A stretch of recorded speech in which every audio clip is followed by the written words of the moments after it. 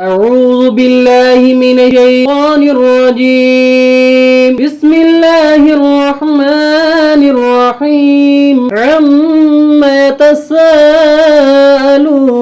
عن النبأ العظيم الذي هم فيه مختلفون. كلا سيعلمون ثم كلا سيعلمون. ألم نجعل الأرض بهادا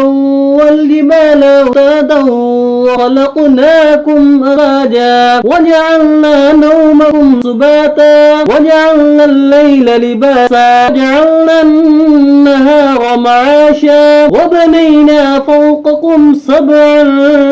شدادا وجعلنا سراجا وهاجا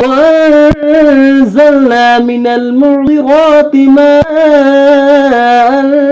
ثجاجا لنخرج به حبا ونباتا جنات ألفافا إن يوم الفصل كان ميقاتا يوم ينفخ في الصور فتأتون أفواجا فتحت السماء وكانت أبوابا وسيرت الجبال فكانت سرابا إن جهنم كانت مرصادا للطاغين مآبا لابثين فيها أحقابا لا يذوقون فيها بردا ولا شرابا إلا حميما وغساقا جزاء وفاقا إنهم كانوا لا يرجون حسابا وكذبوا بآياتنا كذابا وكل شيء أحصيناه كتابا فذوقوا فلن نذيقكم إلا عذابا إن للمتقين مفازا حدائق وأعنابا وكواعب أترابا وكأسا دهاقا لا يسمعون فيها لغوا ولا كذابا جزاء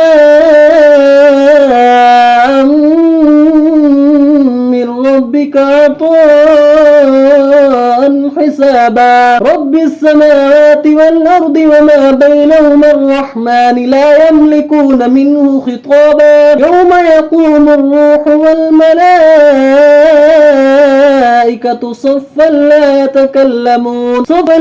يتكلمون إلا من أذن له الرحمن وقال صوابا ذلك اليوم الحق ومن شاء